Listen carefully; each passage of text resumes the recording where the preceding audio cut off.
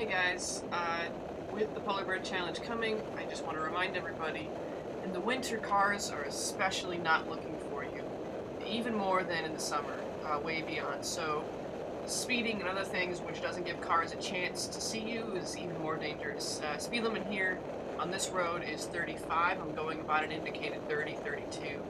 This car right here, yeah, didn't see me. So just be careful guys, there's a lot more close calls than that out there.